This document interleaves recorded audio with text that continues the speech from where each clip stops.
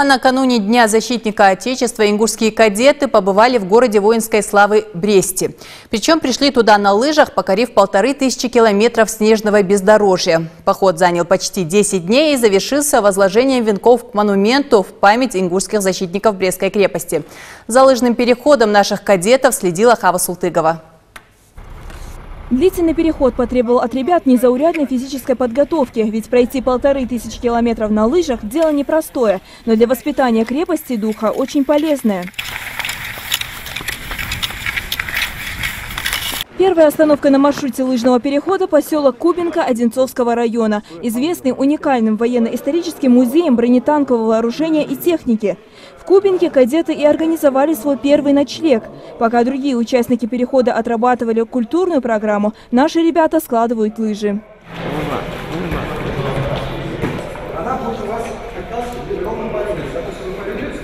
А с утра снова в поход. Впереди еще десяток городов, снег и минусовая температура. Условия полевые, кухня тоже. Но для людей военных это привычно, а новичкам пришлось привыкать к питанию в условиях, приближенных к боевым. Голодным далеко не уйдешь.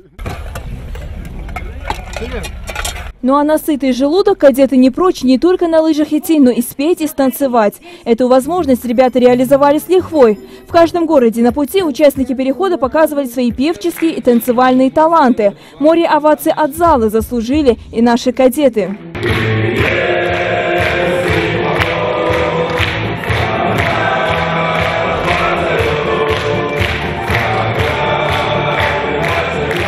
Воспитанники Ингушского горского кадетского корпуса уже несколько лет кряду не уступают лидирующих позиций в различных всероссийских конкурсах военно-патриотической направленности. Эти свои навыки они тоже показали на сцене.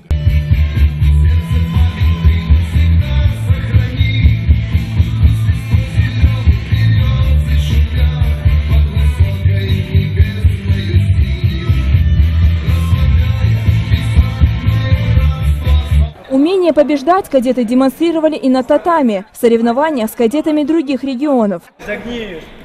Вставай! Прикинь! Только не порви! Только не рви!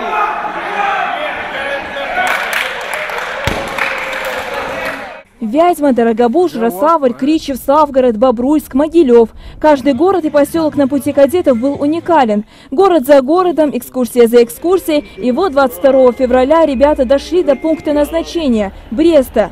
Ну а 23 февраля, пока в Кремлевском дворце Владимир Путин поздравлял страну с Днем защитника Отечества, наши кадеты в Беларуси вспоминали тех, кто защищал Брест в 1941-м.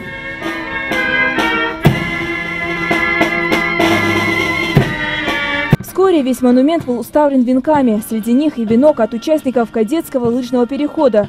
В первых рядах колонны строевой шаг отбивали ингуши.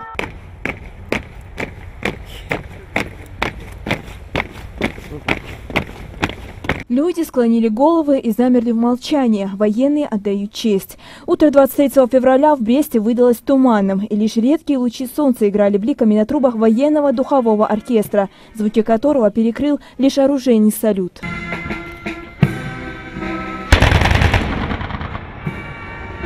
Оборона Брестской крепости объединила несколько тысяч человек разных профессий, конфессий и национальностей.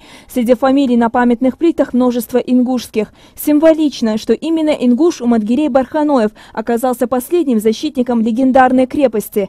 И, возможно, именно поэтому наши кадеты представляли особый интерес для белорусских журналистов. Мне запомнилось так, как нас встречали, те музеи, которые мы прошли, памятники. Мы немного почувствовали вкус этой войны, как было трудно. Мечта моя сбылась.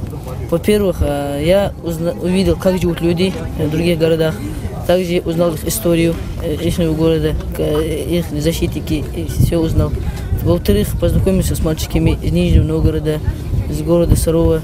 Были хорошие мальчики. Также с Могилевского кадетского областного училища познакомился с мальчиками. Мероприятие завершилось, площадь опустела, но у воспитанников горского кадетского корпуса оставался еще один невыполненный долг – отдать дань памяти ингушам, павшим у Брестской крепости.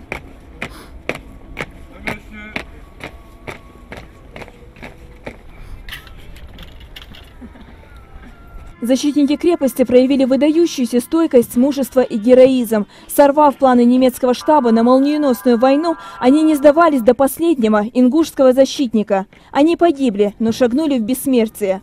Хава Султыгова, Майрбек Миржоев. Итоги недели.